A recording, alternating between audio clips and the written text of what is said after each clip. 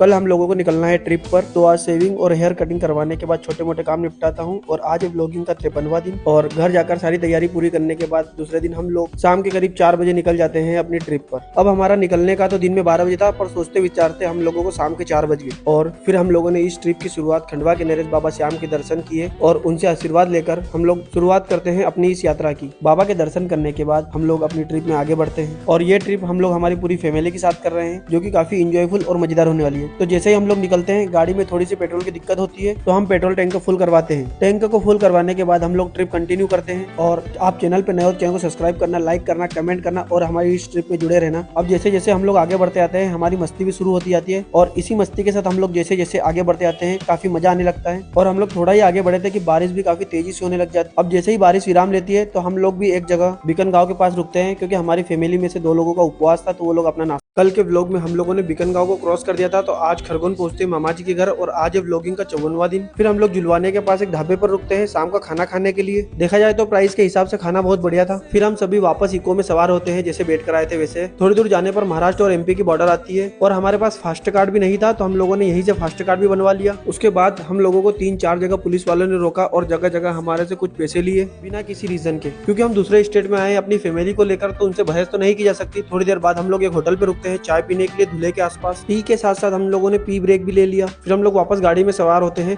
और निकलते हैं हमारे श्री साई की नगरी शिरडी के लिए। और शिरडी पहुंचते पहुंचते हम लोगों को लगभग 3:30-4 बज चुके थे। शिरडी पहुंचने से पहले ही हम लोगों ने ऑनलाइन बुकिंग कर दी थी भक्त निवास में, क्योंकि वहां पर कम रेट पर अच्छा खाना और रहने की काफी अच्छी व्यवस्था है। लगभग 4:30 बजे के आसपास हम लोग रूम में चेक इन करते हैं। यहाँ भक्त निवास में हम लोगों को 500 रुपए में 2 रूम मिल गए और 5 रुपए में खाना मिल गया, साथ ही 2 रुपए में चाय भी मिल गई। चैनल पर नए हो, चैनल को सब्सक्राइब करना, लाइक करना, जैसा कि आप लोगों ने कल के व्लॉग में देखा होगा कि हम लोग शिरडी पहुंच चुके हैं और आज है व्लॉगिंग का 55वां दिन। कल की सारी थकान को देखते हुए हम लगभग 9 बजे के आसपास खड़े हुए और फटाफट रेडी हुए, क्योंकि आज हम लोगों को मंदिर में दर्शन करने के लिए जाना है। जाने से पहले हम लोग कंपाउंड एरिया में बने श्री साई भोजनालय से 5 रुपए में नाश्ता लेकर आए, जिसमें 4 पूरी के साथ 1 मिठाई और सब्जी थी। नाश्ता करने के बाद जैसे हम लोग रेडी हुए जाने के लिए, लाडो की खुरापाती और मस्ती चालू हो गई। फिर उसको हम मनाकर नीचे ले गए, जहाँ हम लोगों ने रील्स शूट की और वहाँ कंपाउंड में पानी पीने के लिए ऐसे बड़े बड़े वाटर कूलर लगाए गए हैं। फिर हम सबके आने का वेट करते हैं और साथ में निकलते हैं मंदिर में बाबा के दर्शन करने के लिए। फिर हम लोग अपनी गाड़ी न ले जाकर एक ऑटो करते हैं, जो कि 80 रुपए में हम लोगों को मंदिर तक छोड़ देगा। इस भक्त निवास से मंदिर की डिस्टेंस लगभग 2 से 3 किलोमीटर के आसपास की है और आज संडे होने के कारण मंदिर पहुंचने में हमको लगभग 20 से 30 मिनट लग जाते हैं। अब जैसे ही मंदिर पहुंचते हैं, तो वहाँ मोबाइल फोन से हमारे जमा कर लिए जाते हैं। 6.5 hours later. मंदिर में बाबा के दर्शन करने में हमको 5 से 6 घंटे का समय लग जाता है और मंदिर से निकलते करते हम लोगों को लगभग शाम के 4 बज जाती है। भूख भी काफी तेजी से लगी है, तो हम लोग मंदिर के प्रसादालय जाते हैं और वहाँ से भोजन ग्रहण। कल के व्लॉग में आप लोगों ने देखा होगा कि हम लोग मंदिर के प्रसादालय पहुंच गए थे भोजन करने के लिए और आज है हमारी व्लॉगिंग का 56वां दिन।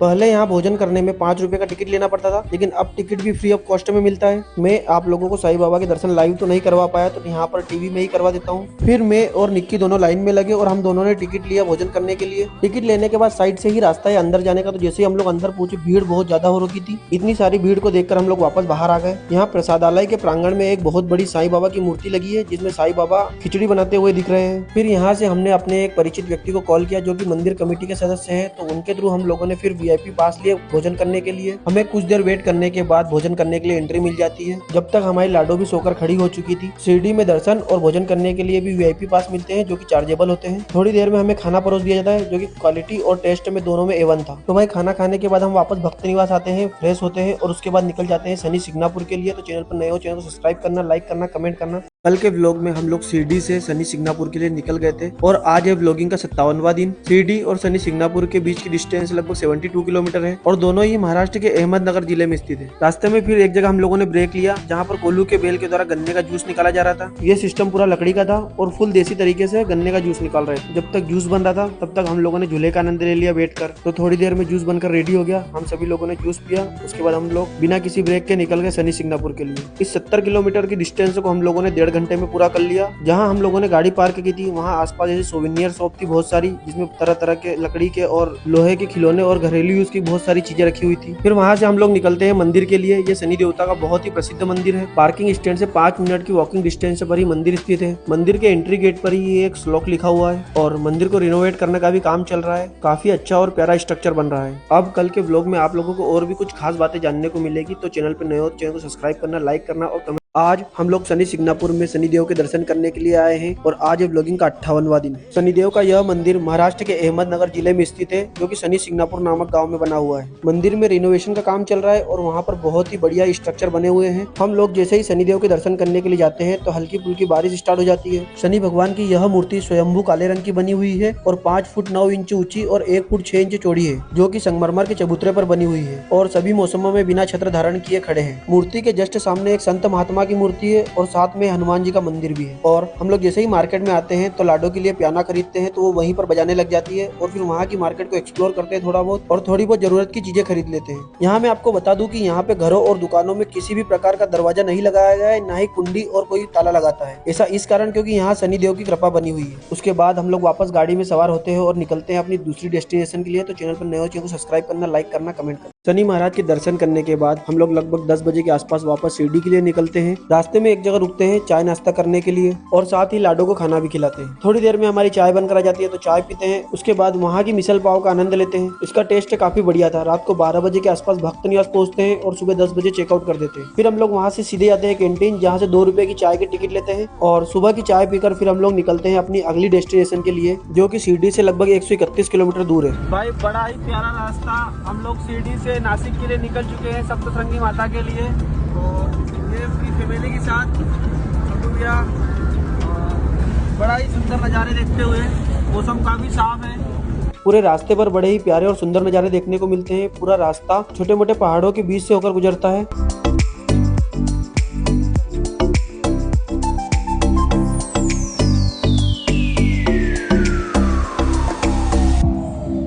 कल के व्लॉग में आप लोगों ने देखा होगा कि हम लोग शिरडी से निकल चुके हैं अपनी नेक्स्ट डेस्टिनेशन के लिए। तो आज है व्लॉगिंग का 60वां दिन। 50 किलोमीटर डिस्टेंस तय करने के बाद हम लोग एक जगह रुकते हैं, जहाँ का नजारा बड़ा ही प्यारा और खूबसूरत होता है। यहाँ हम लोग रुक कर मक्के का भुट्टा खाते हैं। यहाँ से थोड़ी दूर चलने पर हम लोग नंदूरी विलेज पहुँचते हैं, जहाँ हम लोग एक चित परिचित व्यक्ति से मिलते हैं और उनका घर बड़ा ही प्यारी जगह पे बना हुआ है। उनके घर हल्का फुल्का नाश्ता करते हैं। फिर वहाँ से निकलते हैं अपनी विजिटिंग प्लेस माता सप्तशृंगी के दर्शन करने के लिए, जो की शिरडी से लगभग 141 किलोमीटर और नासिक से 44 किलोमीटर दूरी पर स्थित है और नंदूरी विलेज के आसपास ही स्थित। रास्ता बड़ा ही प्यारा और खूबसूरत है, पहाड़ों से होकर जाता है। रास्ते में बहुत सारे छोटे मोटे झरने भी हैं और शाम के 6 बजे के आसपास हम लोग माता सप्तशृंगी के मंदिर पहुंच जाते हैं। कल का व्लॉग बड़ा ही इन्फॉर्मेटिव होने वाला है। मैं आपको सप्तशृंगी माता के बारे में पूरी जानकारी बताऊंगा। तो चैनल पे नए हो तो चैनल को सब्सक्राइब करना, लाइक करना, कमेंट करना कौन कौन सप्तशृंगी माता के दर्शन करने गया है। मिलते हैं नेक्स्ट व्लॉग में।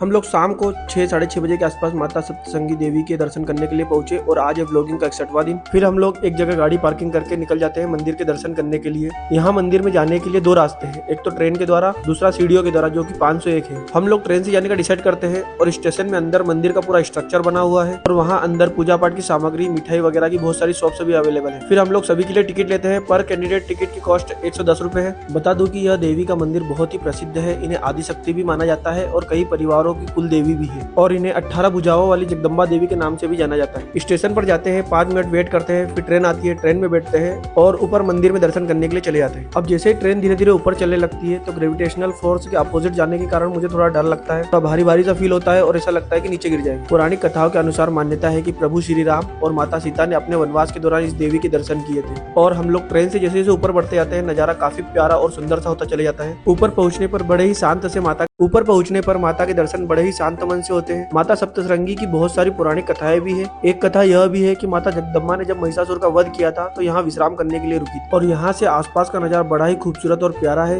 पहाड़ों पर बसी इस माता का मंदिर भी बहुत ही प्रसिद्ध है। हम लोग माता के मंदिर में बैठते हैं और आनंद का अनुभव करते हैं। फिर थोड़ी देर के बाद हम लोग वापस ट्रेन के आने पर नीचे चले जाते हैं। बहुत दिनों से मन था, आज माता के दर्शन कर लिए, बहुत ही अच्छा फील हुआ। हम लोग वहाँ से 7 साढ़े 7 बजे के आसपास वापस निकल जाते हैं अपने अगले डेस्टिनेशन के लिए। यहाँ आकर ऐसी खूबसूरती और प्यारा सा मंदिर देखकर ऐसा फील हो रहा है कि लाइफ में एक बार तो और आऊंगा वापस माता के दर्शन करने के लिए। और आप लोगों को भी एक न एक बार तो आना चाहिए दर्शन करने के लिए, क्योंकि बहुत ही प्यारी और खूबसूरत जगह है। फिर हमारी सवारी गाड़ी में सवार होती है और निकल जाते हैं। अब हम लोग अगली डेस्टिनेशन के लिए कहाँ जा रहे हैं ये आपको कल के व्लॉग में पता चलेगा। दिन भर इतना घूमने के बाद काफी तेजी से भूख लगी थी, तो हम लोग रास्ते में एक जगह होटल पर विराम लेते हैं और अपने पेट की भूख को शांत करते हैं। मिलते हैं नेक्स्ट व्लॉग में। रात को 2 बजे त्र्यंबकेश्वर में सड़कों पर रूम ढूंढते हुए और रूम कहीं अवेलेबल नहीं मिले हम लोगों को, पर फिर भी कोशिश जारी रहे। 2 बजे 12 बजे, अरे भाई बटन एक रूम मिला है, अच्छा है, रेंट भी ठीक ठाक है और ये वॉशरूम भी ठीक ठाक है।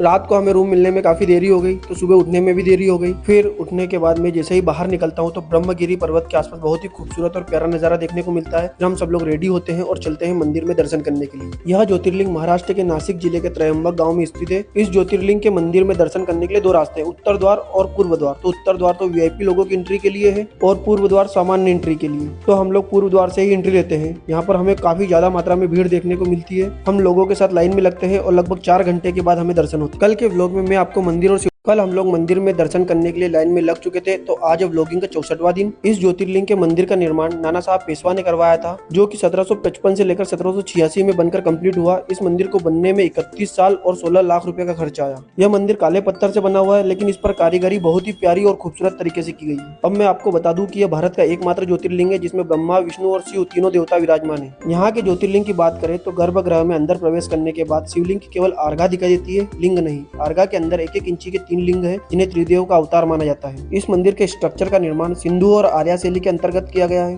मंदिर बहुत ही प्यारा और खूबसूरत दिखाई देता है, क्योंकि एक और तो मंदिर के ब्रह्मगिरी पर्वत है और दूसरी ओर गांव बसा हुआ है। दर्शन करने के बाद हम लोग सुबह से भूखे थे तो फिर पेट पूजा करते हैं। पेट पूजा करने के बाद हम लोग जैसे ही गोदावरी कुंड में दर्शन करने के लिए जाते हैं तो रास्ते में अनंत चतुर्दशी होने के कारण आज गणपति बप्पा के विसर्जन के लिए जाते हुए कुछ झांकियां दिखाई देती है। अगला वीडियो हमारी इस ट्रिप का लास्ट वीडियो, जो कि बड़ा ही इंटरेस्टिंग होने वाला है। चैनल पे नए हो, चैनल को सब्सक्राइब करना, लाइक करना। दोपहर में थोड़ी देर रेस्ट लेने के बाद हम लोग 4 बजे के आसपास निकल जाते हैं गोदावरी कुंड के दर्शन के लिए। और आज है व्लॉगिंग का 65वां दिन। यह गोदावरी नदी का उद्गम स्थल है और यहाँ पर एक पुरानी बावड़ी बनी हुई है। इस बावड़ी के चारों ओर मराठा शासनकाल के समय का स्ट्रक्चर बना हुआ है। यहाँ आसपास मंदिर भी बने हुए हैं। इन मंदिरों के जो शिखर बने हुए हैं उनका स्ट्रक्चर बहुत ही अलग है। एक बड़े शिखर में छोटे छोटे अनेक शिखर बने हुए हैं। गोदावरी नदी दक्षिण भारत की सबसे बड़ी नदी है। महाराष्ट्र में गणेश उत्सव बड़े ही धूमधाम से मनाया जाता है। उनका विसर्जन भी उसी प्रकार से होता है। आज अनंत चतुर्दशी है तो ये लोग गणेश जी के विसर्जन के लिए जा रहे हैं अपने ट्रेडिशनल तरीके से।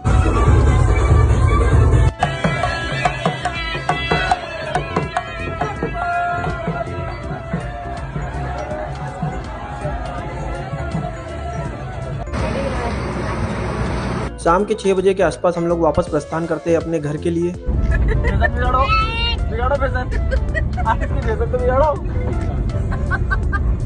घर पहुंचते पहुंचते हम लोगों को सुबह के 3 बज जाती है।